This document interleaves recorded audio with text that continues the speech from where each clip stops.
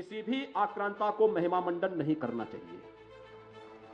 आक्रांता का महिमा मंडन का मतलब देशद्रोह। उनका अंगूठे से तिलक किसने करवाया था? उनका अंगूठे से तिलक किसने करवाया था? मैं आपसे कहता हूं, मेरे सवाल पूछिए अंगूठे का तिलक का, कि जब वो राजा बने, आप सवाल करिए मुझसे। सर किसने करवाया था? नहीं, आप मुझे सवाल कीजिए, छत्रपति शिवाजी महाराज जी का अंगूठे से तिलक हुआ तो हम बताते हैं। सर छत्रपति शिवाजी महाराज जी का जो अंगूठे से तिलक हुआ तो किसने करवाया? ये भारतीय जनता पार्टी से चर्चा नहीं। नमस्कार, मेरा नाम है गौरव पाल। आप देख रहे हैं गौरव का चश्मा।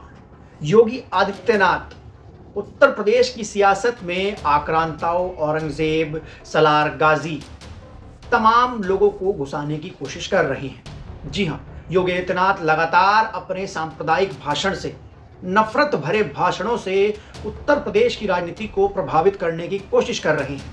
वो बार बार कहते हैं कि आक्रांताओं का महिमा मंडन नहीं होना चाहिए। आक्रांताओं का महिमा मंडन कौन कर रहा है, ये बड़ा सवाल है।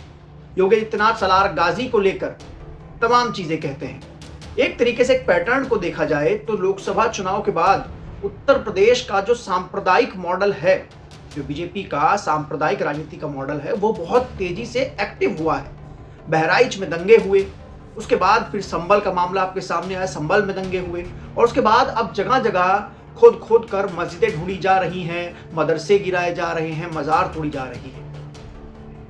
ऐसा एकदम से क्यों हो रहा है? आखिर ऐसा क्या हुआ कि योगी आदित्यनाथ एकदम से इतनी हार्डकोर पॉलिटिक्स पर आ गए? जी हाँ, इसके तार जुड़ते हैं अखिलेश यादव से और उनके पीडीए से।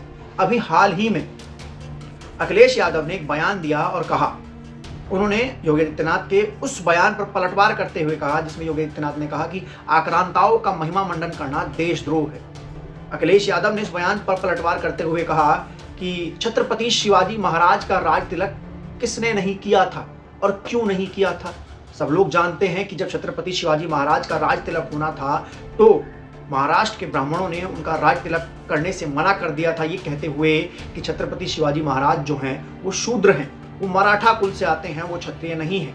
इसलिए वाराणसी से गंगा भट्ट को बुलाया गया था और गंगा भट्ट ने शिवाजी महाराज का राज तिलक किया था। इस मुद्दे पर भाजपा बात नहीं करती है कि कैसे ब्राह्मणों ने शिवाजी महाराज का राज तिलक करने से मना कर दिया था, लेकिन बीजेपी बात करती है सलार गाजी पर, औरंगजेब पर, आक्रांताओं पर, संभल पर, मस्जिद पर, मंदिर पर। आखिर योगी आदित्यनाथ ऐसा क्यों कर रहे हैं? योगी आदित्यनाथ को डर है कि कहीं 24 वाला फॉर्मूला और जो 24 में समीकरण बना वो अगर 27 में यूपी में फिर से बन गया तो योगी आदित्यनाथ के हाथ से मुख्यमंत्री की कुर्सी निकल जाएगी। जिस तरीके से पूरे देश में विपक्ष जो है वो मिलकर जातिगत जनगणना की आवाज उठा रहा है, जातिगत जनगणना करवाने की मांग कर रहा है। बिहार में जातिगत सर्वे हो चुका है, तेलंगाना में जातिगत जनगणना हो चुकी है, ओबीसी आरक्षण को बढ़ाने की कवायद आगे चल रही है। ऐसे में अगर विपक्ष की बातें सुनकर जो प्रदेश की जनता है, जो प्रदेश का 52% ओबीसी है, वो अगर ओबीसी आरक्षण के मुद्दे पर आ गया और उसने ओबीसी आरक्षण को और ओबीसी जातिगत जनगणना को एक मुद्दा बना दिया तो फिर योगी आदित्यनाथ के लिए दिक्कत हो जाएगी। तो इसलिए बार बार योगी जो हैं वो 80 बनाम 20 की बात करते हैं, सांप्रदायिकता की बात करते हैं, हिंदू मुस्लिम की बात करते हैं, ताकि उनके हाथ से कुर्सी निकल ना जाए। जी हाँ, इस देश के 15% सवर्णों ने इस देश की सियासत पर राज किया है और वोट लिया है 85% बहुजनों का।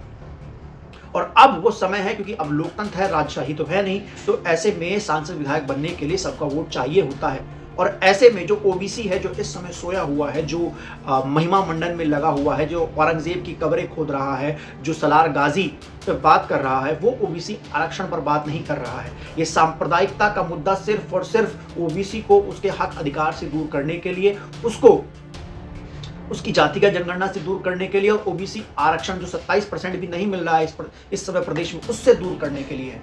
अखिलेश यादव ने एक बड़ा सवाल पूछा कि योगी आदित्यनाथ बात कर रहे हैं आक्रांताओं की, औरंगजेब की कब्र की, सलार गाजी की, लेकिन योगी आदित्यनाथ ये क्यों नहीं बताते कि महान सम्राट चक्रवर्ती शिवाजी का राज तिलक करने से किसने रोका था? क्यों ब्राह्मणों ने उनका तिलक नहीं किया था? बीजेपी इस पर बात क्यों नहीं करती? अब भाजपा देखते हैं इस पर क्या जवाब देती है, क्योंकि अखिलेश यादव ने जो सवाल भाजपा के मुंह में डाल दिया है, ना भाजपा से ना ये उगलते बन रहा है, ना ये निगलते बन रहा है। अब इसको काउंटर करने के लिए फिर किसी गौरी गजनवी गाजी को बीजेपी लेकर आएगी। लेकिन बड़ा सवाल यह है कि आखिर औरंगजेब की कब्र के पीछे, मोहम्मद सलार गाजी के पीछे तमाम चीजों के पीछे क्या छुपाया जा रहा है। उत्तर प्रदेश में आज भी 69,000 शिक्षक भर्ती आरक्षण घोटाला, जिसमें सुप्रीम कोर्ट ने ऑर्डर कर दिए हैं सरकार को कि आपको उन अभ्यर्थियों को, उन दलित पिछड़े ओबीसीओ को नौकरी देनी है जिनकी नौकरी सरकार की सुनियोजित साजिश की वजह से छीन ली गई। सरकार आज तक उन ओबीसी को नौकरी नहीं दे रही है, बस क्या कर रही है, प्रदेश में सांप्रदायिकता के बीज बोए जा रहे हैं ताकि चुनाव में ध्रुवीकरण किया जा सके। और कहीं ना कहीं बीजेपी ऐसा करने में कामयाब भी हो जाएगी, क्योंकि जो ध्रुवीकरण की बात होती है तो फिर जब ध्रुवीकरण होता है तो एक हाथ से ताली नहीं बजती, ताली दोनों हाथ से बजती है, दोनों तरफ से चीजें होती हैं। और फिर जब ध्रुवीकरण होता है तो बीजेपी के लिए आसानी हो जाती है। जब लोग जानते हैं कि जब चुनाव में ध्रुवीकरण होता है या फिर सांप्रदायिकता की राजनीति होती है, नफरत की राजनीति होती है, बीजेपी को इससे फायदा होता है। अखिलेश यादव शायद इसको काउंटर ना कर पाए, इसीलिए वो बार बार इससे बचते हुए नजर आते हैं। लेकिन अगर एक बड़ा गठबंधन बनता है, एक बड़ी सियासत होती है जिसमें कांग्रेस, सपा और बसपा आती है या फिर कांग्रेस और बसपा भी आती हैं, तो फिर इस सांप्रदायिकता की राजनीति को रोका जा सकता है, योगी आदित्यनाथ को रोका जा सकता है। योगी जो हैं वो हमेशा हिंदू मुस्लिम की बात करते हैं, प्रदेश में महिलाओं पर कितने अत्याचार हो रहे हैं उस पर बात नहीं करते हैं। हाल ही में लखनऊ में कैसे एक महिला के साथ हत्या कर दी गई और बलात्कार की आशंका बताई जा रही है, दिन दहाड़े जो हुआ उस पर बात नहीं करते हैं। उत्तर प्रदेश में महिलाओं के साथ कितना अत्याचार हो रहा है उस पर बात नहीं करते हैं। उत्तर प्रदेश में दलितों के साथ कितना अत्याचार हो रहा है उस पर बात नहीं करते हैं। उत्तर प्रदेश में ओबीसी को कितना उसका हक अधिकार मिल रहा है उस पर बात नहीं करते हैं। बस बात करते हैं हिंदू मुस्लिम, रमजान, लाउड स्पीकर, या फिर ये कह लीजिए कि जो सांप्रदायिकता के मुद्दे हैं उनको हाईलाइट करने की कोशिश करते हैं। कहीं ना कहीं ये मुद्दे चुनाव पर असर करेंगे, लेकिन विपक्ष की एक बड़ी जिम्मेदारी है कि वो बीजेपी के खिलाफ एक बड़ा मोर्चा जो है वो तैयार करे और चुनाव को बिल्कुल भी सांप्रदायिक ना होने दे। अगर चुनाव को सांप्रदायिक होने से बचाना है तो विपक्ष को ओबीसी को जगाना होगा, ओबीसी को जातिगत जनगणना का महत्व बताना होगा। और भाजपा दबाव में भी आ रही है, तेलंगाना में 42% ओबीसी आरक्षण लागू होते ही बीजेपी दबाव में आएगी। और बार बार बीजेपी हमेशा से ही ओबीसी आरक्षण के खिलाफ रही है। जब वीपी सिंह ने 27% आरक्षण लागू किया था तो मंडल के सामने बीजेपी कमंडल लेकर आई थी। तो ऐसे ही बीजेपी अब भी ओबीसी आरक्षण को टरकाने के लिए, टालने के लिए, जातिगत जनगणना को टरकाने और टालने के लिए कुछ ना कुछ मुद्दा जरूर लेकर आएगी। और सबसे पसंदीदा मुद्दा भाजपा का है सांप्रदायिकता। इस पूरे मुद्दे को लेकर आप क्या कहना चाहते हैं, आपकी क्या राय है, आप अपनी राय कमेंट सेक्शन दर्ज करा सकते हैं। तब तक के लिए चलते हैं, धन्यवाद, नमस्कार।